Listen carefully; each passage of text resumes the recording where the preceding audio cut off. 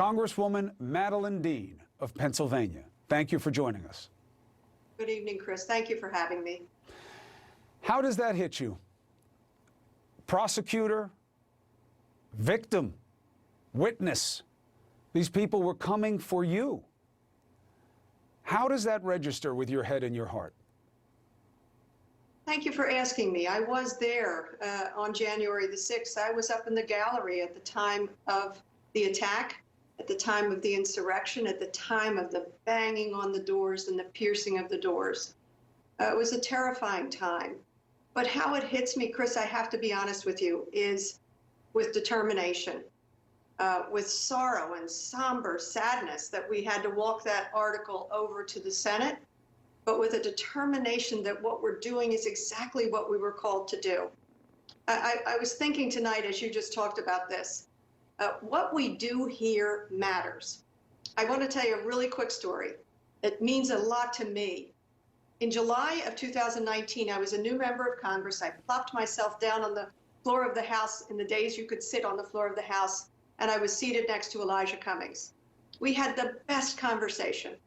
And you know what he said to me? He said, Madeleine Dean, we talked about everything. His favorite movie, by the way, Lion King, in case you didn't know it. He talked about his father watching him being sworn in the gallery. And I said, I wish my parents could be here. And he said, they're here. Trust me, they're here. Even if they've passed, they're here. You know what he said to me at the end of our conversation? And I did not understand it then. He said to me, Madeleine Dean, 300 years from now, your ancestors will remember you were here. It's come to me what he meant. He didn't mean me. He didn't mean my name. He meant they will remember what we did here. He could see the future. He could see the history, the importance that we take this solemn duty seriously. And that's the way I feel tonight.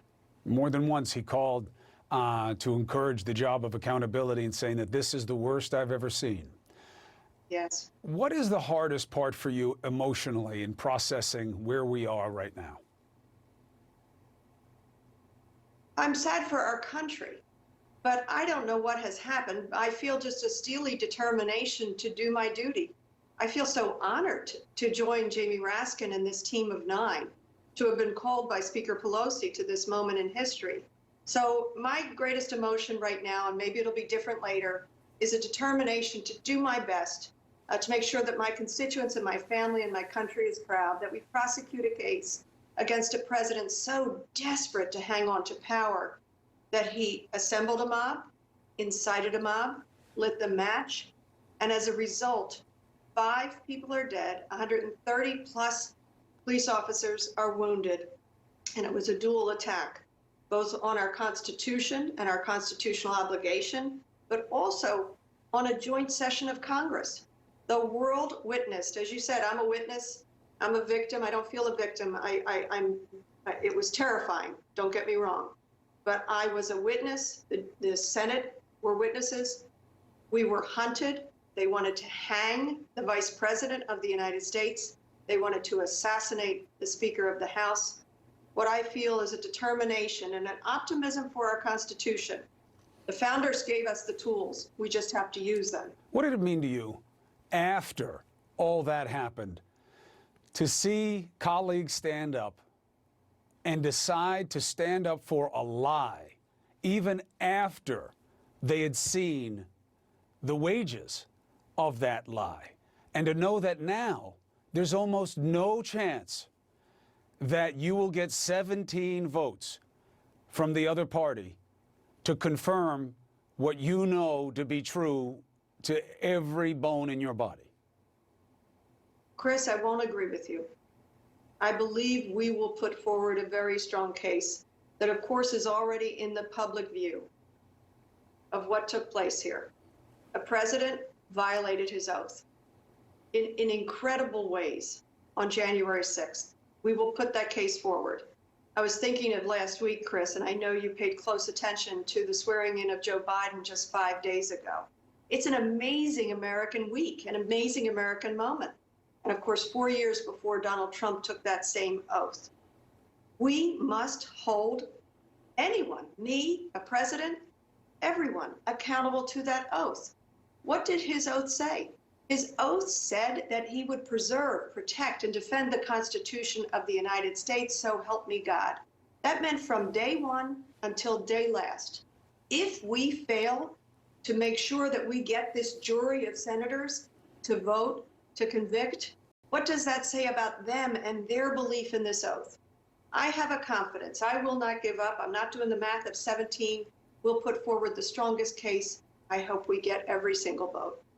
Do you put any credence in the idea that a Republican senator could say, look, you know, the case is compelling, but it doesn't matter. We can't have this trial. He's already out of office. You know, you're a smarter lawyer. You know that that's actually constitutionally not so. The framers of the Constitution were very aware of demagogues and mobs.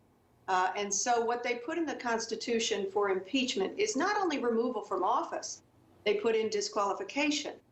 So very importantly, even though this president is no longer here, or in past cases, a person tried to resign to beat impeachment, it just doesn't work that way.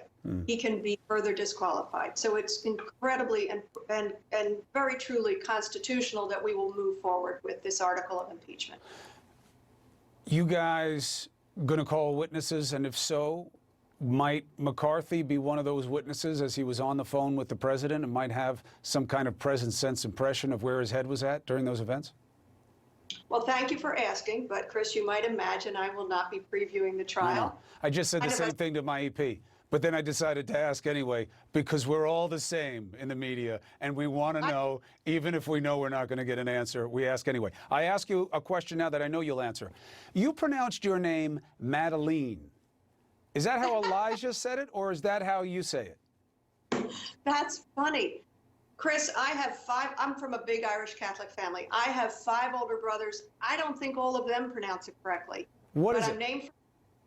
I'm named for my grandmother. My name is Madeleine, and I try to help people. It rhymes with Dean, Madeleine Dean. But I'll answer to Madeline. I'll answer to Mad, anything. You will answer to Congresswoman on my watch because I have great respect for the office and for what you're about to do and how you're doing it. I also have a sister named Madeleine, so I get a pass.